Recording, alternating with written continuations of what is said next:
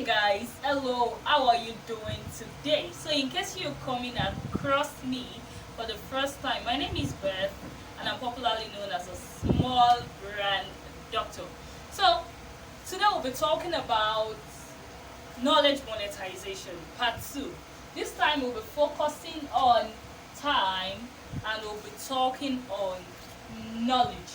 If you know that you are seeing this video and you haven't seen the part 1, then it might be quite difficult for you to flow through.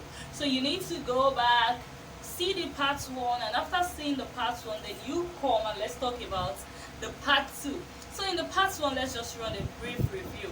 We talked about how you can monetize some of your resources, especially resources that are innate, and we identify some of those resources as skills, talents, passions, information, knowledge, time, contacts, connections, assets, and a whole lot of other things that can be monetized. So this afternoon or this morning or evening, whenever you're watching this, we'll be talking about how to monetize your time. Now, how do you monetize your time? The idea is simple. You monetize your time by using your time to do what others don't have time for. That's how you monetize your time. Now, I drew two diagrams here. This is person A. Now, person A is a corporate banker, a very busy one at that. And person A needs to do 100 tasks, probably in a month. But person A has time for only 50 of this task. Meaning that person A has 100 tasks to do in a month. Now, this task can include shopping, going to work, taking care of the kids, taking care of the family, doing some household chores, cooking for the family, and a whole lot of others. We are assuming that person A is a corporate banker who works in the bank, a mother of 2, and is married to a very loving husband. So person A wants to keep her home, she wants to keep her work, and she also wants to take care of her kid. And person A has just 24 hours, the same number of time you have. So person A is a corporate banker. Person A needs to do 100 tasks. Let's give person A Abosede. So Abosede is a corporate banker that needs to do 100 tasks. And then Abosede has time for just 50. But then because Abosede works in a bank and Abosede is well paid, she has money, but she doesn't have time for the remaining 50. And then Abosede would willingly pay someone to do the remaining 50 for her. Now let's move to person B. Person B is Adeola. Person B has enough time, 24 hours in a day. Like, let me even assume that person B doesn't even have a job. Person B is job hunting, or perhaps person B has a job that takes only about 8 hours of her time. While person B has a job that takes about 14 hours of her time, and then she still has to come back home to do some family upkeep. So person B has enough time because person B barely spends 8 hours in a day doing something profitable. Now, person B would willingly render his time to person A to be paid money. Why? Because person A doesn't have time, but person A has money. Person B doesn't have money, but person B has time. So that's where the balance comes in. So you as person A, you have so many things to do, but then you really don't have the time to do all of those things. And then we have another person, person B, that has enough time and would willingly want to do some of these things for person A to be paid money. Remember that when we talk about monetization, we're talking about what? We're talking about money. So person A has money but doesn't really have time. But person B has time but needs money. This is where the balance comes in. So we now have person A and person B. And we now try to create a balance between person A and person B. So what are some of these services? Remember that we say person A is a corporate banker. This is person A. So what are those things you think a banker would need or would need to do? Now, I am assuming that person A also has an online business. So person A works in a bank. Person A has 2 kids, meaning that they must eat. Person A has a husband that must be satisfied both on the bed and in the kitchen. Person A has a business that she needs to attend to. Person A also needs to socialize. Person A also needs to go for shopping. What else? What else? What else? Okay, let's leave this let's streamline this to 6 now. Let's talk about 6 of this. We know that person A needs to do all of these things compulsorily. You cannot help person A to do her work because she needs to be present at work. So work is out. Now you cannot help person A to also take care of her kids. But there is something you can actually do for person A in relation to her kids. Now this is why we have nannies. This is why we have daycare. This is why we have creches and other places that kids can be well taken care of. So that's also up. That's one of the things that can be monetized. Now person A has a husband. You can't tell person A to take care of her husband, so he's out. But person A has a business, which would now bring us here.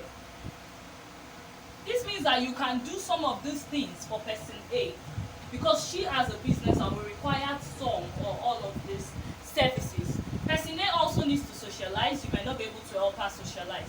But person A also needs to shop, which is something you can also do for her. So let's look at the things that you can do. The things that you can do with your time that helps you to earn from other people, or the way you can monetize your time. So I highlighted some of these things here. Some of them are interwoven, so some of them need others to survive, while some of them can be done on their own. So we'll just look at some of those things. Number 1 on our list, we have personal shopping. Now, what is personal shopping?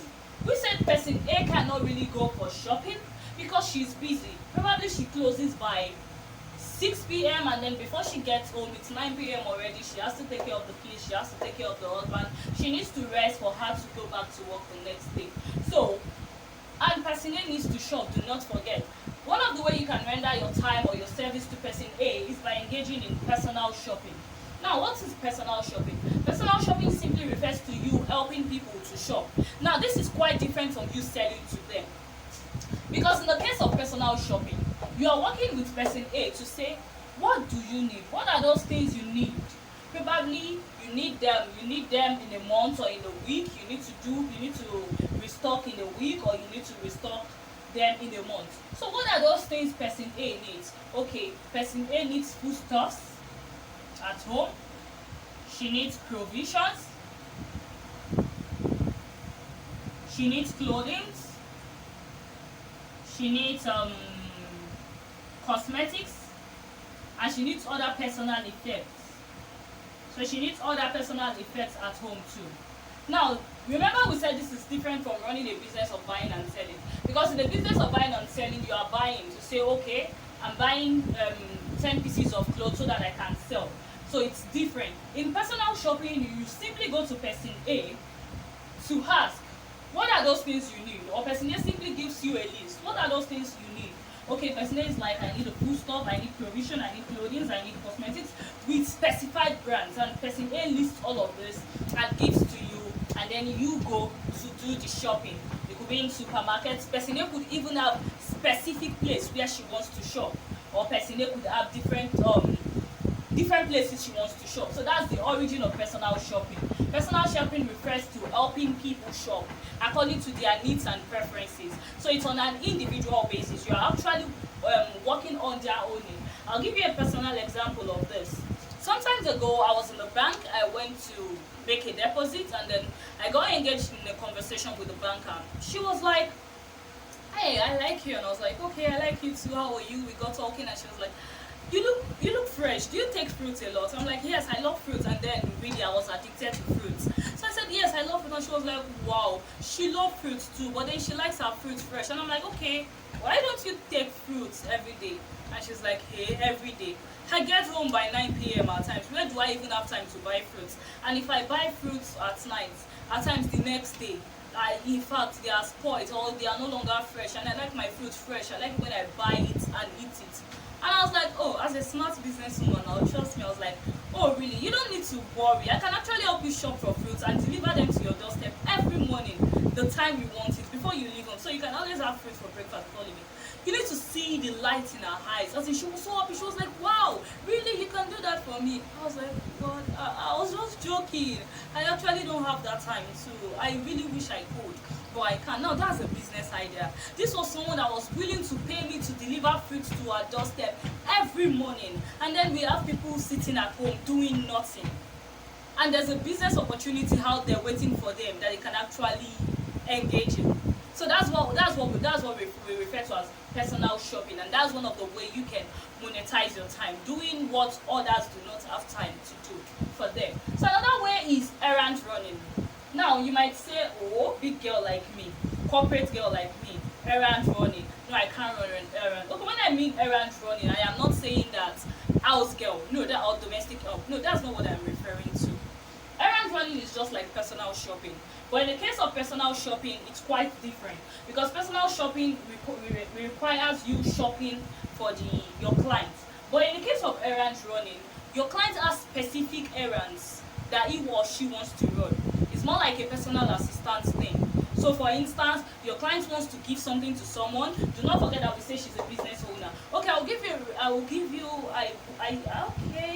I saw a movie. Okay, it was not a movie, it was an episodic film, kind of. And then, okay, there was this girl. I think it was Sharon Oja. I can't remember. Okay, it was not Sharon Oja. It was not Sharon Oja. But what I want to bring up from the film is that she runs a business. She sells clothes, and then the kind of business she runs is not the one that she can actually engage the service of a dispatch rider to help her deliver the clothes, because at times the clothes, they need to test it and be sure that it sizes them, and then they have to return at times and they have to select. So it's just like she's going there, she's hawking, she's going there for them to choose. So that's how her own business works. Now she has someone that does this thing for her because she's quite a busy person. So the person just comes to the house, pick the clothes and take it to them. Take it to her own customers. So once they are done selecting, or once they are done doing whatever they want to do, she brings the clothes back to them. That's errand running. It refers to you doing specific things for your clients. For instance, your client wants to have a wedding, and then she wants to distribute IV. Okay, she calls you. Hey, can you come over? I need you to help me to distribute this IV to this person, this person, this person, this person. You know, you could even start up a business like that. It's a business idea. You can just walk around it, package it. We know that what sells in this country now is packaging. Package it and see what you can make out of it. So basically, that's what errand running refers to. It could be you helping them to deliver something, or you helping them to send. Okay, yeah, that reminds me again. There was a particular time I needed someone who would help me go to park. Like, I don't want to. It's easy when you're doing within Lagos delivery, but then when you're doing outside Lagos delivery, how do you do it? So most times I needed someone who would help me take goods to the park to send them, and then I didn't want to use Waybill. I felt okay, God is good was like only option, but they were a bit expensive. So at times I don't want to go out. I'm very busy. And I met this guy at the park, and I was like, okay, so I'll come back. So I was like, can you do it? Like, all you need to do is just come to my house, pick up those goods, take to the park and send, and I'll pay you a certain cut on this. Like, on every good you come to pick up, or every package you come to pick up, I'll pay you something on it. And the guy was like, oh wow, that's a good one.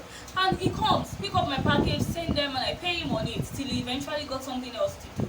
So that's what errand running is about. Now you might decide to even package it, you might decide to make it more professional, you might decide to have a business name for it. You might decide to say, oh, okay, this is our name, this is what we do, we help you run our errands.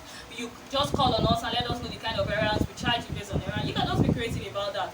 If that would be a business startup anyway. So if you want to have a discussion, probably you want us to talk about a business startup or one-on-one business startup, you can send a mail to me, bethcrownconsults@gmail.com. So that's another discussion on its own if you want to start up a full-time business on any of this. We are just talking about them briefly, how you can monetize them as a single person. So we have talked about errand running. Let's look at virtual assistant. Now this is a field that is growing on a very fast pace this day. And the reason it's not far-fetched is because e-commerce is on the rise. E-commerce is on the rise. Everybody now has a website. There are lots of business on the internet. Even those who did not start their businesses on the internet now have to bring their business to the internet. Even those who have never thought that they could bring their business to the internet are now on the internet. So there's now an increase for virtual assistant. What's virtual assistant? When you talk about virtual assistant, picture personal assistant, like when you're a personal assistant to someone. That's what VA looks like. Now the major difference is, as a VA you work online, you work from home, whereas the personal assistant might require some form of physical communications. But when you are a VA, a virtual assistant, you can work from your home. All you need to do is follow up on the person's business proceedings and work from home, help the person from home. Now virtual assisting would now incorporate all or some of these other ones. Tax management can now come under virtual assisting. Accounting and record keeping can come under virtual assisting. Okay, I'll talk about online cataloging on its own. Sorting and scheduling, it could come under virtual assistant too. Okay, so as a virtual assistant, you can help your clients with editing and proofreading too. When I write my books, at times, after writing my ebooks, I have spent a lot of time to be creative about the concept.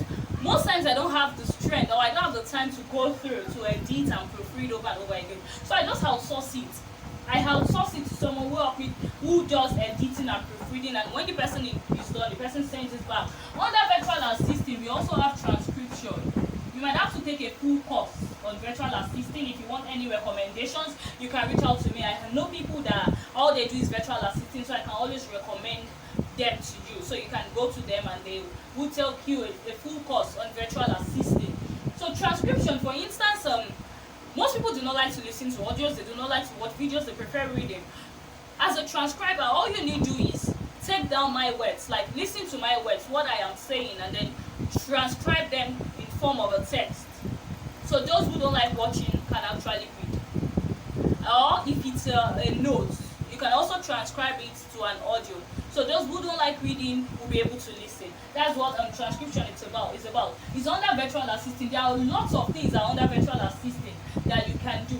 But just know it that summarily, virtual assisting refers to you helping people out online, which could be helping them with accounting, with record keeping, with sorting, with scheduling, with editing, with transcription, and a few other things. So let's talk about accounting and record keeping. As we said earlier, it's under virtual assisting. Basically, we have some businesses. Okay, there's a reason I smiled, but don't worry. Maybe I'll just it sometimes later.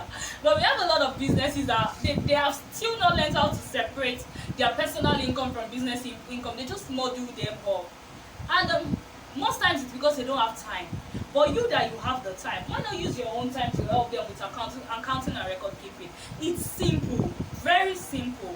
You know what? When we are doing the advanced course, we would look at all of these things in-depthly. So you would get to choose whichever you think you want to do.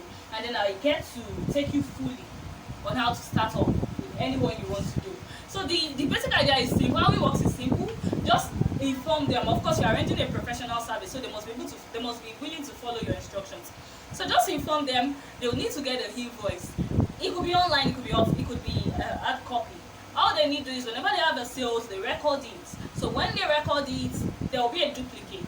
So when you come over to do the accounting and recording for them or bookkeeping, you just get the full invoice and you help to calculate their income, their expenses, make sure it's all documented. You could even be doing it online. You just, whoever is able to just be sending them to you. I have a lot of people that work for me online, a lot of virtual assistants. I actually trained them too. I told them what they need to do and how I want them to operate. So I have a few virtual assistants working for me online. So I can say much about it, but it's not for this video anyway. So, tax management. Some people have so many things to do in a day, but they don't even know which should come first and which should come next. You can help people with tax management, help them to manage their tax. Give them your professional advice on how they can manage their task effectively to be more productive, what they should do first, what they should do next, how they should do it, how they can save more time. So let's look at online cataloging. Okay, I used to say, if you are an online business owner, you sell things online and you don't have a catalog, you're just giving us double stress.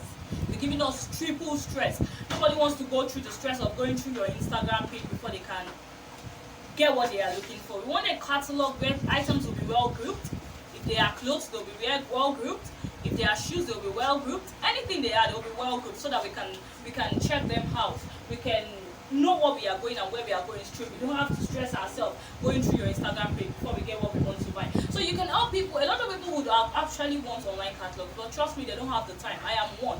Before I got some VAs and assistants involved in my work, most times I knew that I needed an online catalog badly. Because I sell so many products. I have over 300 products in stock. So where do I want to start sending you picture? Someone will just chat you up and the person's like, Beth, can you send me a picture of what you have? I'm like, 300 pictures? Hey, where do I start from? But with online catalog, all I just need to do is send them a link and then they can go through and choose whatever they want. So all you need to do is, as an online cataloger, is just make sure you get the pictures of whatever the person is selling. Choose whichever platform you want to work on. Help the person update the products on the catalog with the descriptions and pricing. So when the person has customers, the person can always go to their customers can always go to the catalog to check what they want. Some of the sites or some of the applications you could use for online cataloging now, we have Bikai, we have Quicksell. I use Quicksell mostly, but Quicksell is paid. So we have Quicksell, we have Bikai, and we have a few other. I think we have Hub for Sales. We have a few other applications that you can use for cataloging that are quite different from websites. So we have sorting and scheduling. Now I'll tell you how sorting works. As an importer, when we buy goods, when we import goods most of the time, they are for different customers, especially those who do group importation. They are for different customers. So when we receive them, we have to sort them. For instance, I do Turkey group reorder, and this means that different people come together to buy. So when I receive the goods, I need to sort them. This is for this person, this is for this person before sending them. But most times I'm busy, but because I have assistants that work with me, they can handle the sorting. But for someone that doesn't have an assistant, you could render your time by coming over to the person or even receiving the goods on the person's behalf. Help the person to sort the goods.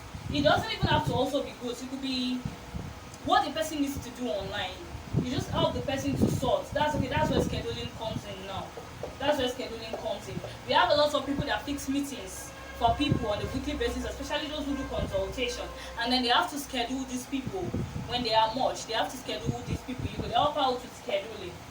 So we have editing and proofreading. As we said earlier, as a virtual assistant, you need to learn how to edit and proofread. It's simple for those who write ebooks or those who write online documents. They could even be corporate businesses, banks, and all of that. You could just walk up to those you know then that you could help them with editing their documents. You could help them with proofreading their document before it's ready. So copywriting, wow, I dedicated an entire book to this. This is a very wide one. If you haven't if you haven't read my book on copywriting, although it's not free, but it's what we want to. It's a course. It's a course. I have decided to do it, so I'm doing it. So if you haven't read my book on copywriting, you can just request for it on the WhatsApp group. If you're on my WhatsApp group, so I'll send it to your mail or mail me. Send me a mail and I'll send you the book directly. I don't want to assume that everybody wants it, so I don't just want my materials flying up and down. So you can request for the book on copywriting, I'll send it to you. But then what's copywriting? Copywriting simply refers to an act of writing ads or writing catchy phrases or writing ad copy for a product or a service. That's what copywriting is. Just picture it as adverts. Writing text adverts. That's what copywriting. When you see those kind of adverts and when you read, your heart just do give. Your heart goes up and down. You're like, hey, if I don't take action now, something's going to happen. That's a copywriter has done some justice to that. Okay, in the next video, I had to break this video into 3 modules. It's part 2, but then we have it in 3 modules, or do I say 3 series. We'll be talking about knowledge, so I have to go now. Make sure you follow through the next video. Make sure you don't miss the next video. See you in the next video. Till I come your way again, I am Beth, the small brand doctor.